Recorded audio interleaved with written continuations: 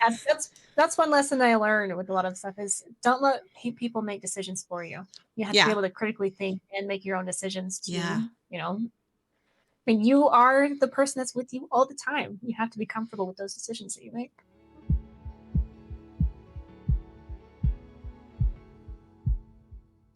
Welcome to the very first episode of Life Happens and Then You Die, the podcast where we talk about life, chaos, lessons learned, questionable decisions. Sometimes there may be swearing, sometimes there may not be, depends on the mood. And for our first episode, we're going to keep it simple and letting you get to know us as co-hosts as with the 20 questions edition. So nothing heavy, no fluff, just Melissa and I telling you who we are and asking some random questions. I am Jessica, and I'm Melissa. Okay, so we have here a random question generator, and I have set it to 20 random questions. And we're going to go through them, and hopefully, we have answers for all of them because we're doing this on the spot. We have no pre planned answers. We don't know what we're doing, and we're just get ready for some. I don't even know what's going to happen, guys. It could be chaotic, it could be fun, it could be terrible. Let's dive in. Okay, so the first question on the list is, what's the last goal you set for yourself that you accomplished? all that I've accomplished. Um, I recently was commissioned a piece of artwork. That's something I've never done before. It was an 8 foot painting, and it took me like 50 hours. And I was so proud of myself for getting it done. And I actually got paid for it, which that Ooh, was we one of like my biggest that. goals is to actually start getting paid for my artwork because I'm terrible. Oh, you like that? You can have it for free. Oh, okay. I'll just do it because I want to do something passionate. I set a goal to actually start making money off of my commissions, and I was able to achieve it. So that was pretty exciting. And for Congratulations. context, I had been painting and doing artwork and commissions for over 20 years. So that's one of my things. Yeah, yeah. Okay. Your response gave me a good, like, spurred my memory of something that happened recently. So I have two things actually. So I started the year with some goals for my content. I'm a content creator part-time, a marketing, social media manager the other part of the time. And I had some goals for my own personal content. And I wanted to hit 1,000 followers on Instagram. Instagram is crazy, by the way, for people who don't know. It's really hard to get followers over there. I have surpassed Instagram on every other platform, like by far. And Instagram is just like, what? I had a goal actually. I was at 300 followers at the beginning of the year and had a goal to hit 500 by the end of the year. That's how slow and how confident I was in that platform to get there. And I had a couple videos do well and a couple more do well, and I have hit over 1,300 followers, and it's April. You blew through those goals. That's amazing. I mean, I gained 1,000 followers in like 2 months. Yeah. Isn't Man, that I need crazy? some of that super sauce. I don't know what happened. That's Been amazing. posting for years and years, and finally something happened. So, Uh, it's crazy. All the platforms are so different. We could talk about that a whole another episode. I love talking about content, but yes, I finally hit that goal, and I just got my first long form content sponsor because I started long form after people were like, we're going to be on TikTok. And I was like, no, that's my main platform. So I moved over to YouTube. I still do TikTok, but kind of YouTube and more has become my main platform. And I just got my first sponsored long form video, and I'm going to be publishing that soon. So I'm very excited about that. those are awesome milestones to hit. I know, I'm so excited. Congratulations. That's I exciting. feel like this is gonna be my year. We're gonna make it happen, so Like, and it definitely it gives me the random thought of overnight success. Like you've been doing it for years, in 2 months, it's yeah. ramping up. It's like Most of the time, it's all the slow hard, growth, and all the that's hard work. really great. Slow growth can get you very far, but every platform is very different. Slow growth on TikTok, I'm already at 17,000 followers. Slow growth on Instagram is getting to 1,000 followers in the same amount of time, so it's just totally different, so next question. What food do you have a love-hate relationship with? Oh, popcorn. Popcorn. I have. I love popcorn. I love it. I will overeat it, go to the theater, and I will have popcorn gone before the movie even starts. But it makes me so sick. I throw it up every time. Oh, Every time. no. It's all the grease and the butter and everything. I can't keep it down, but I just love it so much. I don't know if I have a food that I love, but that, like, does mean oh, maybe. Um, Probably red meat. Anytime I eat red meat, it's like I love, red meat, the flavor and everything. I don't really love ground beef. I'd prefer a pork burger or a turkey burger, but when it comes to, like, steak, like, I stopped eating red meat for years because it just runs right through me. Too much information. See, you guys? First day meeting me, and now you know what makes me, All right, next question. What's the worst piece of advice you've ever got from somebody? And if Uh, you need a minute, I can go first. you go first, because that's why I gotta think. Okay. I've gotten a lot of bad advice. Man, we're getting real personal in here because I tell you what, trigger warning, I struggled through infertility for years, and the worst piece of advice I ever got would people would be like, just stop stressing out and it will happen. Just get a dog and then you'll get pregnant. Like all these things. Do not listen to anybody when you're going through infertility. Everybody's advice is pure shit. Don't listen to it. Oh man, I would be so Beat livid. that, Jessica. I I cannot because I have a lot of bad advice for career, but I want to go with the one that I got, which was surprising to me when I I get a lot of people telling me like with my artwork, some people don't like some of the content because they think it's too emotional. They don't know if it's It's demonic provocative, or like, or it's yeah. It can be very sexual sometimes, so yeah, in and a good that's what I way, love I about it. like But it.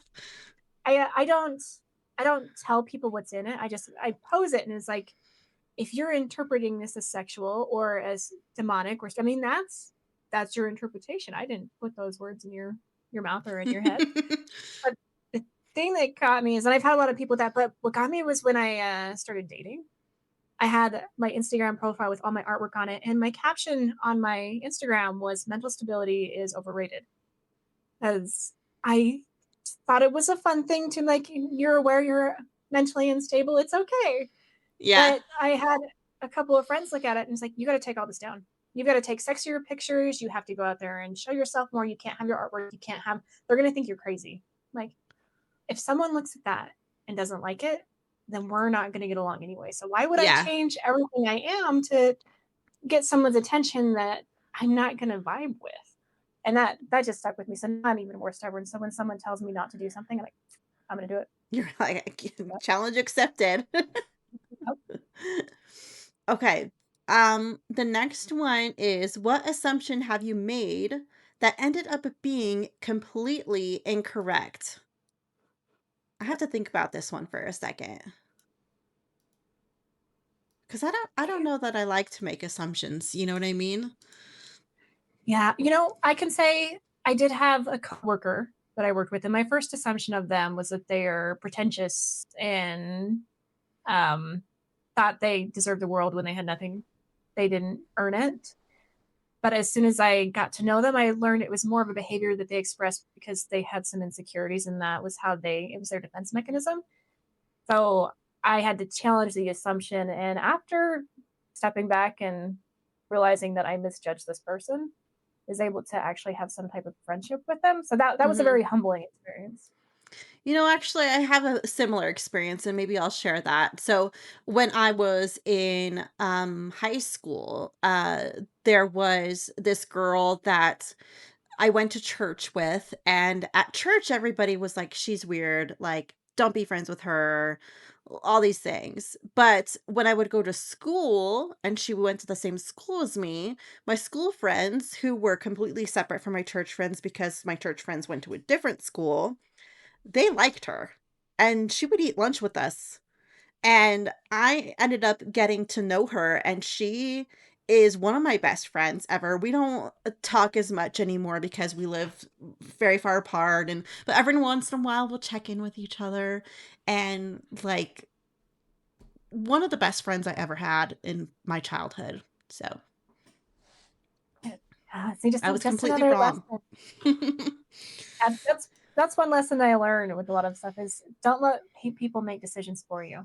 You have to be Yeah. able to critically think and make your own decisions Yeah. too. I mean, you are the person that's with you all the time. You have to be comfortable with those decisions that you make. Mhm. All right. How difficult is it for you to try new things? Oh, it depends. If it's new things that's not in public, I can do it. It's just fine. But if it's in public and people are watching me, I get stage fright so bad. Yeah, I think I can So bad. relate with that. But I'm thinking like it depends because I'm like try new foods? Sure. Go new places? Great. Uh I don't really know quite where my boundaries are. Maybe something that feels dangerous like bungee jumping, not so much, you know? Like, Yeah, now I want just a list of questions like bungee jumping. I think I would try it. Free falling, probably not. anything that involves like falling, no thank you. N- I'm And afraid I of wouldn't do falling. falling. And I can't do anything like during Halloween. People want to go to the scare houses. I have a deathly fear of being chased. Oh, really? I Yeah. like the scary things, but I don't do them anymore because, I'm an old boring lady. But I used to do them when I was younger. In college, we would go to the scary like attractions, but I never did. I haven't been in a long time. What is something that someone does that will immediately turn you off? Oh, um, so when they say something disrespectful and they're like, it was just a joke. Can't you just take a joke? Mm. It's like, it was obviously not funny to me. It was disrespectful. Yeah, it And they're sounds brushing it off. like a Or, thing that men do a lot. ah, yeah, Mm. it's a new pet peeve of mine that I've discovered in the last couple of years. Yeah. Okay, the first thing that came to my mind is when people micromanage me or when they feel like I hate when people are like for them their communication style is like I have to like get on the phone and talk to you about this for an hour and tell you the whole story behind it and all these things. And I'm like, dude, you could have just sent me a message that says, "Can you just do this task?" and I'll just do it. And it like you just added an hour to the task that took 5 minutes to do. So okay, ready for the next one? Ready? If you had to change the language you speak, which one would you choose? Oh, Irish. I've actually been Oh, learning Irish. So, that's and right. You were telling me some Irish words this last week. which is it's fascinating. It actually kind of reminds me some of the way things line up. I think English is the only one that's so different because French and German and Spanish, it kind of the way they structure their sentences makes sense. Yeah, it's crazy how more complex and more depth there is to a single word, like in how, like, we would use love for I love you and I love this book and I love, but like in other languages, a love for a book might be a different word than a love for a human because It's like I'm you express it differently. Yeah. worried I'm gonna tell someone I love them and they're gonna be like, "You're calling me an object." Yeah, yeah. For me, it's gonna be Spanish because my mom's side of the family speaks Spanish, and we listen to a lot of like Spanish music growing up, and like even now, like my parents love Bad Bunny, and they loved the freaking Super Bowl. They were like, "With Bad Bunny, yay!" So I have been listening to a lot of like Bad Bunny and other people, but I don't know really what they're saying. I can pick out different words because I took high school Spanish, but that's really nothing. And my parents both speak Spanish, and I can understand a decent amount of what they're saying and a decent amount of what like my relatives say, but I can't speak any of it. So it's so weird because I can kind of understand it, but I can't speak it. I can't write it, like all these things. So I would like to change my language to Spanish if I could. But it is a beautiful language too. It Hmm. really is. I can understand some when it's spoken very slowly. Oh my gosh, I just read the next question and like immediately the answer came to my mind. It is Okay, I'll have let you you go. Have you ever let someone else get punished for something you did? Immediately, immediately, my mind goes back to my childhood, okay? This is my parents to this day do not believe me that I did this and that my sister got blamed for it, okay? I my sister used to do this, and that's why I think they didn't think that I did it the one time. My sister would, like, hide food that she didn't wanna eat. One time, I hid the food, and I hid it behind this blue dresser thingy in the dining room, and it was there for years. My mom finally pulled out the dresser to clean behind it, and she finds I think it was, like, lunch meat, this moldy lunch meat or something like that, and she goes, "Rebecca!" She immediately thought it was my sister, and Oh I no. just sat there like, "Mhm, Rebecca, you bad girl, mhm, you did that. I can't believe And you I did wish that," and I don't even think she knew that I did it. I think she thought she did it because it'd been sitting it there for was so so long, long. and she had used to do that all the time, and years and years and years later, like, after I got married, I told them, "Oh, remember that time you found food behind the blah, blah, blah, blah, blah," and my mom was like, "Yeah, Rebecca used to do that all the time," and I was like, "I did that." And she goes, "No, Rebecca did that," and I was like, "That one time, I did that," and they don't believe me. Oh god. Uh, I just let her my take the blame. my confession is not known. So if my family members are listening to this, and it's a pretty bad one. It was when I was a kid, okay? I was maybe in first or second grade. I was young. And my grandparents smoked. Like almost every single adult in my family smoked. And my sister, I, and our cousin thought, we'll just steal a cigarette out of grandma's carton of cigarettes and we'll see what it's like to smoke. Well, we didn't have lighters, they had a match. And my sister tried lighting the cigarette and I had the match and I burnt my fingers and I dropped it and it caught fire. And none of us were wearing shoes, so we didn't put it out. We just freaked out and we ran off. The trailer caught fire, like the field and everything behind it. The trailer behind it burnt down. My grandma's actual trailer was fine, but so we caused a house fire. And then my grandma found out that she was missing a single cigarette out of a pack of her carton. So they took us into the house one by one and like interviewed us, like, what happened? Who did this? And my grandma, bless her, she's like, I know it was your cousin. It's okay. You can tell me. I'm like, yep, absolutely. And then it's the first time I've admitted that it was me that dropped them. All right, guys, Jessica starts fires, okay? That's That's the okay. kind of people you're listening to right now. Yeah. Stuffing food behind dressers and starting fires, okay? What argument did you have that looking back on was absolutely ridiculous? Oh,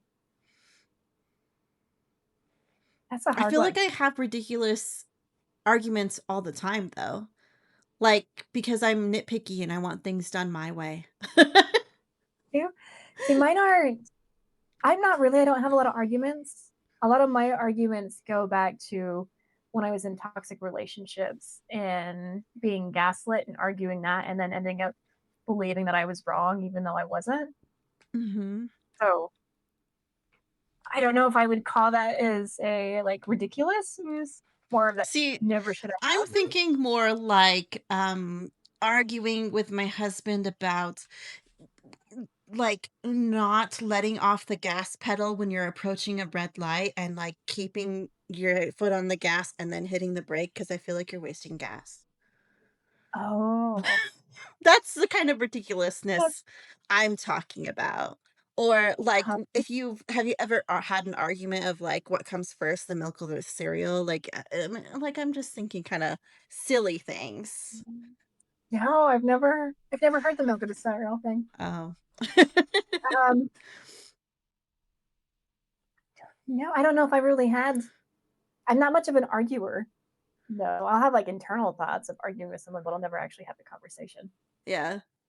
That's Um, funny. I just I, remember I just have this memory of like, my husband and I argue, but over silly things, and it's not serious. You know what I mean? Like, it's not like, like at the end we slap each other butts and we go, "Huh, that was funny." So, I remember having an argument in the car with my younger brother and his, uh, at the time, fiance, and he was like, "You guys stop fighting, okay? Like, it's gonna be okay." And I was like, "We do this all the time. Like, what are you talking about? Like, it's nothing serious. Like, it's no big deal." Um, okay. What uncommon thing would you like to see become more common? Is it terrible that I think human decency isn't as common as it used to be? I don't think that's terrible at all. Oh my gosh. Like, listening, maybe? Like, basic things? I think human decency, just kindness. Just Yeah, kindness. I think people need more perspective. Yeah. yeah. We should just shuffle everybody around. Everybody shuffle up all the people so they're not all in these communities that are just so set in their ways. So I was kind of thinking more like acceptance in things, like even small things like can gaming be like an accepted hobby without telling people that they're children for still playing video games or like I don't know, like any kind of hobby, like like people when people what's the opposite of validate when they I can't think. Oh, I, all I can think of is invalidate. Well, I guess that um, works. When people invalidate your hobbies, I don't know. yeah, I want it's uncommon for people to validate adult hobbies, and I want that to be more common. For people to be like, "Oh, I love that you do that in your free time," and not just judge you for it. yeah, yeah. And I feel like we can do an entire episode on gaming and mental health. Yay, To I love my gaming. point of view, gaming falls into the same realm as It's reading a entertainment. book or watching Reading, TV. It's movies, yeah. TVs, gaming, all the same. It's all Mhm. just storytelling. Yeah, Yeah. except for actually in gaming, you also have puzzling. Or you So do there's that hand-eye added. coordination. Yeah. Yes. It's yeah, actually I think I saw a study that said that your reaction times are faster. Like surgeons who play video games have faster reaction times in surgery. Yes, that's something you'll know about us. I am not as an avid gamer as Melissa is, but we both enjoy the gaming hobby. I have a little bit of a console collection, but I haven't played in a while. So we will not ever bash gaming. Gamers are Mostly, welcome here. Yay. yes. Gamers, readers, geeks, all that stuff. Mm-hmm. Emotionally traumatized. We were Yeah. talking to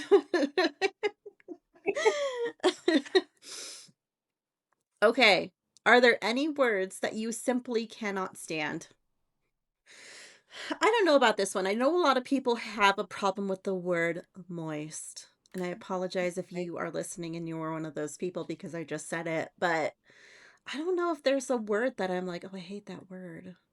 I don't hate this word, but I hate how people say it because they always okay. say it wrong. And when I was a child, my mom made me say it right, and English is not her first language. And so it always bothered her that people say it this way. The word jewelry is not jewelry. Jewelry. It's jewelry. Sure. Jewelry. Jewelry. Not jewelry. Good. I'm gonna point out there are some words that obviously people hate, but they are super inappropriate and very negative connotations. I will not say Oh, any of yeah. those words. Let's not do that. I do have words that I love that people find controversial. Like But what? I love swear words. Oh, yeah. Put in the right context. I feel like sometimes swearing can actually help you free your mind instead of trying to limit Yes. what you say. Like I love fuck. I do love fuck. I was just gonna And say, what's your favorite swear word minus fuck? I love fuck. I actually like the word cunt, but not when a man says it. Yeah, yeah. I don't It's the mind saying it context. myself. It's not you don't It's call the a context. person that. Yeah, yeah. Yeah. So I think swear words when they're used in the right connotation I have a passion for them, and when I game and I get frustrated, I will come up with the most colorful, off the wall, random, they do not make sense swear words, and they're my favorite words. Swear words are just words. They're just words, guys. They're not scary, okay? It's not so bad.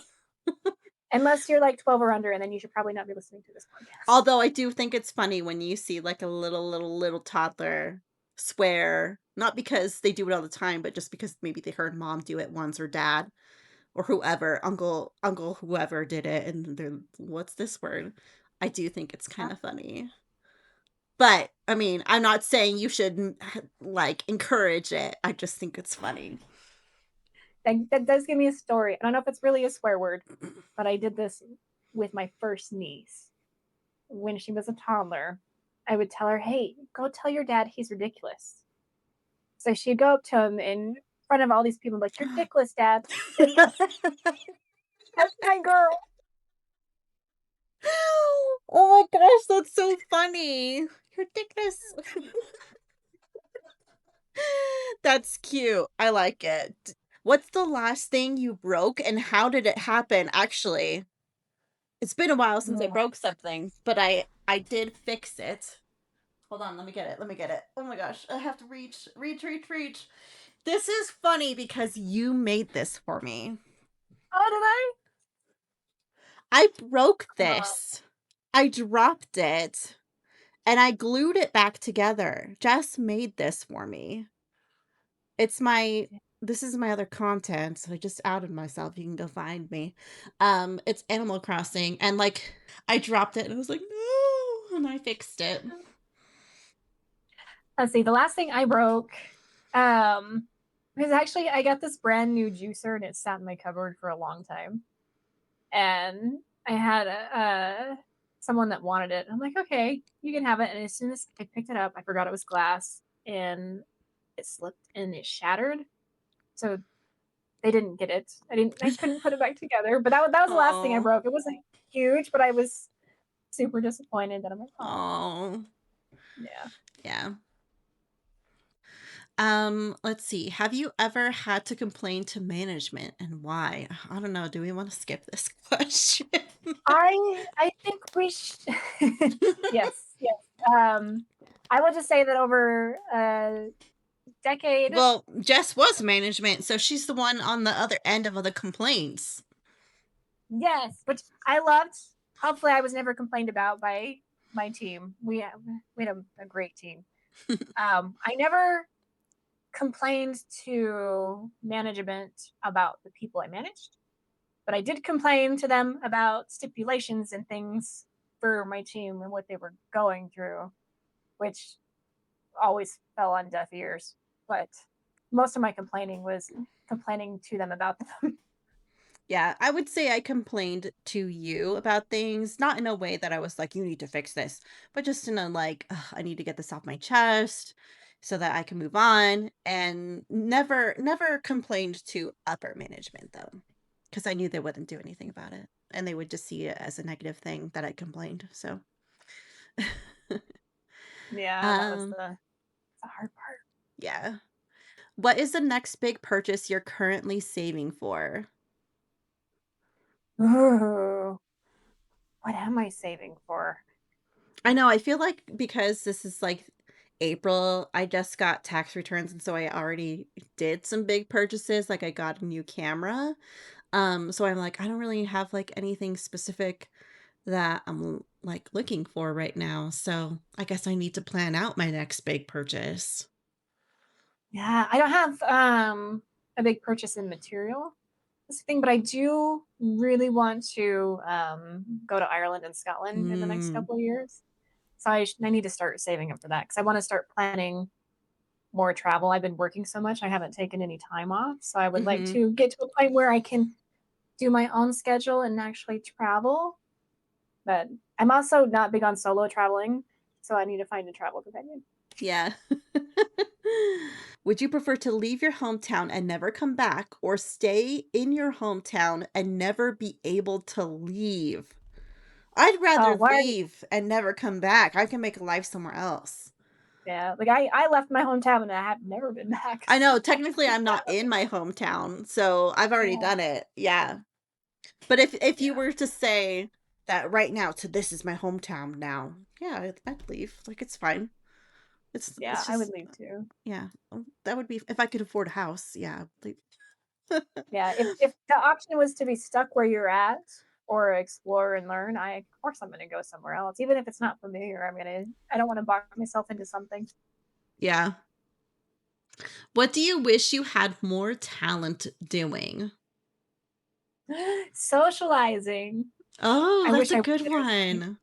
'Cause I think with all the creative talent I have, if I was better at socializing, I would have a bigger career there. But I do okay. Like this podcast is actually to help me get my socializing and get more comfortable. So I think I can get there. I don't think it's like a you're never gonna have that, but that is definitely something that I want to improve. I'm going with like video editing because that is something that I'm working on improving and just like content goals I have, to you know, get better at thumbnails and all these different things. So that's the talent that I'm always working for. And honestly, I've seen so much progress from when I first started posting, like in my gaming niche is what I post in. And to today, it's like night and day difference. It takes practice. And, and patience. So, ooh, this one's like, ooh, personal. Like, ooh, this is a body question. What part of your body currently doesn't feel 100%? Oh. Can I say all of it? Aw.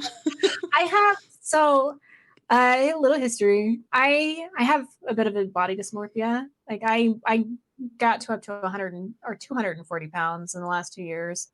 I lost over 100 pounds, and I've been able to keep the majority of it off in the last 2 years. But I lost it fast. I did a lot of walking and I drank a lot of water, and I have all this loose skin. And when I'm going to get a little personal, a little more personal, I was in a relationship with a guy who started body shaming me for being too skinny. And I was at a point where like I was proud of myself for losing this weight and being healthier. And then all of a sudden I'm look malnourished and old and I'm too skinny. And it just caused this issue with me on like I've always been too fat and now I'm too skinny and Mhm. I'm never gonna my body's never gonna be perfect enough for anybody. And it Yeah. took me a while to get past that. So I'm still working on it. Yeah, and I think a lot of women can relate, maybe even men, but I know a lot of women can relate to that. Yeah. And I actually kind of have the so do you feel when you say you have body dysmorphia, do you still see yourself as bigger? I do. Even Okay. when I was skinnier, I'm like I looked at it like I have this flab, my arms saggy. I'm I all I saw was the extra weight.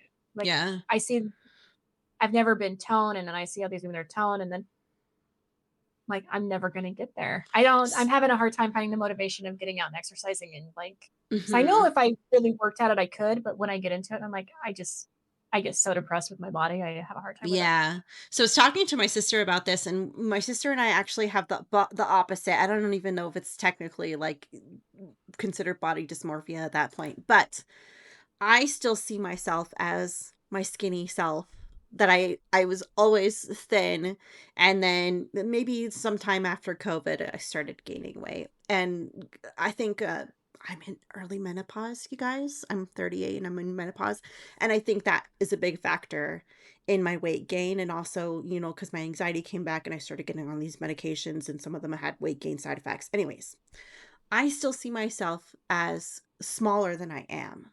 So when I see pictures or video, I look at and I'm like, whoa, who's that? Like, that's not me. Like, if I don't look in the mirror, not that I do that or anything, if I am not thinking about, um, like what I look like to other people, what I look like to myself is like, I'm still just that same girl who's just I as long as I feel comfortable, I feel like, "Oh, I'm not a fat girl. I'm not like I'm s" But then I see myself and I'm like, "Holy crap, am I really that big? Like, am I really that big?"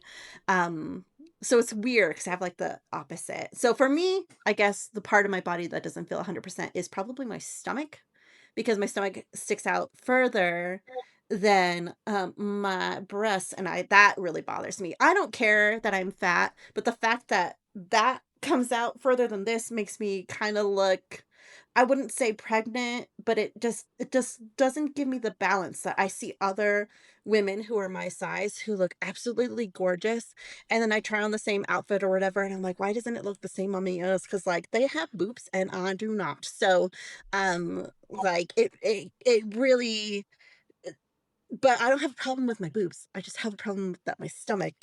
I like having my small boobs. Anyways. Well, I like that you, and I wish I had that the opposite of being comfortable, um, and picturing myself as one way instead of picturing myself how I feel other people are picturing me. Yeah, if my clothes Yeah, feel comfortable, then I feel confident. I love that. Yeah. Uh, and Otherwise then I'm like, "Oh, don't look at me."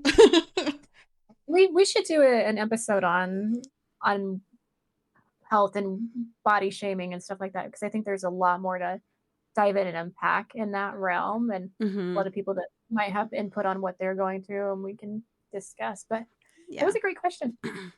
There are 3 questions left, okay? Um, what about you do you seem to get the most comments about? Like, so people will comment on, like, maybe your hair or, like, your skills or whatever.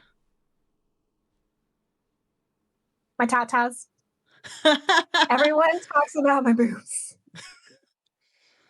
She's blessed. That's what I will say about it. Yeah, and women are really respectful with it. Yeah. You know, and the men not, and they're very obvious with it too. Even the ones that are trying not to make it obvious. I think I've looked a couple times, I was like, "Girl, the cleavage is on fire today." But I came to work in this black top, and it was a neck. It covered everything, but it was tight fitting. And I Mhm. was sitting there, and he comes up to me, and he's like, "You just look." Ugh." He did a whole body shiver thing, and then looked at my chest, and then walked away. And it was the most uncomfortable I have ever been. That is crazy. At work? I did talk to HR about it, and this is the thing that floored me. Is like, well, if you didn't dress so provocatively, you probably wouldn't have said that. And I'm like, oh. Like Okay, they have a so very old school so, mentality. I'm pretty certain I can, guess what, church they go to based off of what you just said. You would be right. You would be 100% right.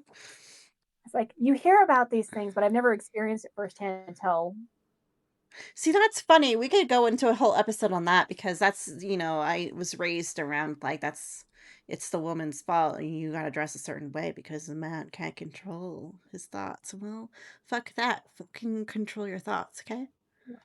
Uh, yeah, I missed out yeah. on all my years when I was skinny and I could have worn all these cutesy things and now I'm fat and I'm like, I can't. You, Anyways, you still can't. it's You still I can't. know. I'm trying. I'm getting there. I bought some cute pieces. So, oh yeah, I need to answer. Okay, so what do I seem to get the most comments about? I don't know. I feel like I'm one of those people that you can walk by and like who cares about that person, whatever. But I would say like on the street, I would say I get the most comments about my hair. But it doesn't happen as often as I would like. Honestly, I would love if everybody every day was like, "Oh my god, your hair is so beautiful." I used to get comments about my hair a lot more when I was younger, and at the time, I was like, "Ugh, I hated my curls." And people would be like, "I wish I had curly hair." And I'd be like, "Ugh." Like, now as an adult, I feel like it's more common for people to embrace their curls, so I don't get as many comments anymore, but I'm like, "You guys, look at my hair! Like, isn't it so beautiful? Please say something about it." Like, and then the funny thing is, usually when I feel like my hair looks messy and like frizzy and terrible, and I go out with it anyways, people will be like, "Oh my gosh, I love your hair." And I'm like, "It doesn't even look good right now. What are you talking about?" Like, it's so weird. I do love your hair. Thank you. How far back can you trace your family tree? Oh, my so on both sides, my aunt on my dad's side has lineage all the way back to the early 1200s, I think she got. On my mom's side, all I know is that one of my great great grandmas was one of the wives of Brigham Young. Brigham Young? That's all I know. I don't have a lot of history. In fact, my uncle and I were going to actually interview family members and just ask them about their lives because I realized I really don't know much about any of my family beyond my parents, Mhm. and like, most of my grandparents are already gone. And yeah, I it's never been something that I've been interested in pursuing Yeah. until most people started dying. Yeah, I mean, I took an interest in it for a while because, like, basically everybody in the faith that I grew up with takes an interest in it, and so, at this point, I don't care anymore, but I have family members who are still, you know, doing the family tree thing, and they're tracing stuff back, and I'm sure it goes super far back. I'm sure it does, but a lot of times, I actually wonder how accurate any of that information is. Like, people are like, "Oh, this is this and this and this," and I'm like, "You do realize that these family tree sites are kind of like the Wikipedia of family. Like, are you really sure that I mean, you're supposed to put sources in them, but, like, I don't know. I don't know how accurate it's gonna be, like, going a certain point, and I don't really know if that's really the point behind it that I think matters is like, oh, finding how far back it goes and stuff. It's like, I think it's more important that we remember the people that we knew and not the people we never knew. But I mean, we're talking about just passing down names, but not necessarily passing down stories all the time. So I think it's more important to pass down the stories and the experiences and the memories and not so much the well, they were born here and they lived here and then they died. Like, that's not a story worth remembering. Like, give me and it's hard because they didn't keep track necessarily. Like, there's not records and letters, and not everybody has that. And yeah, I don't know. Yeah. Well, I think I feel like a little tangent. I feel like the next few generations are going to have an easier time learning about their ancestors because of all the digital Because social we're media and on everything social that's media. Yeah, you'll be able to see. Yeah. and then but for me, like I have stories that my parents told me, my grandparents told me that I still remember that I am pretty sure as an adult it's 100% bullshit. I don't think it was real, Yeah. but I grew up believing it. And I don't want to get into those stories because I don't want people to be like to be able to figure out who my family is. But you hmm know, Yeah, I think it's so interesting because this topic, just to kind of go off on a teeny tangent, this topic kind of makes me think of journaling too, and how the way that people journal in it, and just kind of the way that I was raised to be like, oh, journaling is this and only this. Like, it's you have a book and you write things in the book, and that's what a journal is. Journaling is so much more than that. Like, I consider the content that I make a journal of my life. Like, I enjoy watching my own content because I'm doing kind of like lifestyle a little bit in some ways. And so I like looking back and going, "Oh, look at those memories of when I did that," or I don't know, it's to me it's like a journal. I love that. That actually makes me think like if I were to look back at all my artwork that I've done over the last 20 years, I can actually tell you what emotion I was experiencing and what I was going through with each piece because every time I paint something, it's based on something that I'm experiencing. Mhm. I mean, It's like I a would little love to see a social media platform that's built just for families, where the purpose of the platform is you're only friends with your family members, and it's basically an interactive, live social media journal where you can share photos of your family. You can show photos of your kids to people who aren't strangers on the internet. It's your family. It's going into the people who really should care and not just random people on the internet. I don't know. I would love to see that because then you could yeah. feel like you could document. what you're doing, and then people in your family could look back and remember you. Yeah, and more than just like a photo gallery, because I know they have family photo galleries, but doing like an actual full social platform for families, that is a really cool idea. So don't steal that idea, guys, because me and Jessica are gonna make it happen, okay? So if I see any of you making some sort of this, and if it already is out there, then duh, too bad, I guess, for us. Maybe Right, we should look up. Maybe we should go if find it it. exists, sponsor the show. Yeah, let Okay. us know. Okay, this is the last question. And it looks like a pretty good one to be the last. At what age did you think you'd become an adult? And when do you actually think you did? When I turned 18, I thought I was going to be an adult. I still don't feel like an adult. Yeah. When I was 18, I looked at people that are in their 20s and 30s, and I'm like, yeah, they're adults. They got it. They know what they're doing. I'm almost 40, and I'm like, I don't know what the fuck I'm doing. I feel like I'm 18. I just got older. I Yeah. have more mistakes under my belt, but I don't feel wiser. I don't feel distinguished like I thought I would. I look at people that are their 20s, and I'm like, they feel more like an adult than I do. Mhm. It's just the perspective. Yeah. I don't know. I don't know what I thought an adult was when I was a kid. I know what I thought old was, and I feel like I thought my parents were old. So that would be like 30s, 40s, and I'm like, I'm 38. I don't feel old, okay? I am just so still young at heart. Like I like to do all the fun things. I mean, like I freaking have a Furby on my desk, okay? I'm not old. I'm no. I have 3 Furbies, in fact. I have these little ones too. Um I I don't know. I guess I thought 30 and 40 was old, and I'm like, that is young. That is still Is so well, young. that's the beautiful thing about getting older. It's like I hear people that are younger now, like my niece.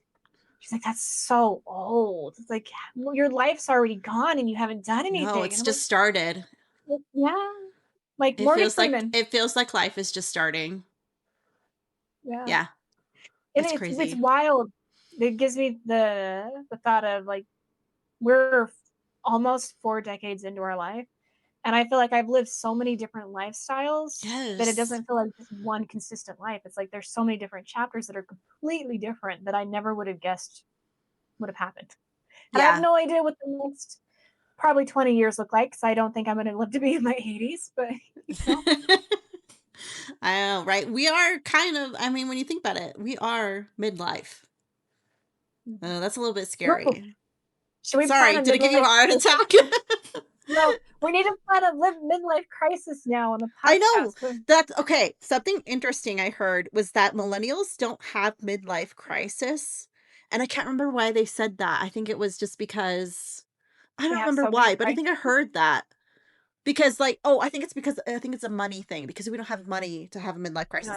Because back in the day, you have a midlife crisis, you go buy a car, you go buy a house, you go do these crazy things. We don't have money to do that. We're like, oh, we'll just retire early, but while we're still working and start a garden. Like, that's our midlife crisis, is we're doing granny hobbies at the age of 35. Well, what's wild with our generation too is we've had so many world crises Yeah. happen in our lifetime. I feel like the world's having enough of them. I don't need to have a personal one. Yeah. Yeah. We're more like, let's just be stable. We don't need to be crazy and chaotic. So. Yeah, I feel like we should start a bingo card that's just like I survived that. Just see what happens. I think this ties beautifully into the title of the podcast to just to remind you all that life happens and then you die. And you know what? It's not as scary as it seems. It's really not. I think it's freeing to kind of realize that you're going to go through life and then one day you're just going to be a memory. And I think focus on what kind of memory are you leaving behind, but not even just for other people, but for yourself. Like, I don't know. I'm big into hobbies and romanticizing my life and making memories, and even in the boring, like, some people might think spending a weekend having a Back to the Future marathon, or I don't know, like, whatever you're doing, reading a book is boring and stupid, and you're never gonna, you know, look back and go, "Wow, I traveled the world," or something, but I think there's still value in all those little things. I think there is. I think it's being able to look back and be happy. Yeah. Like you lived your life for you. That's the one thing that I'm learning in my late 30s, that I sacrificed so much of my younger adulthood focusing on relationships and being someone for someone else, Mhm. and being easy and lovable and non-confrontational. And now that I'm single, I'm like, I gave so much of myself away. The next few decades of my life are going to be me rediscovering who I am Mhm. and falling in love with myself again.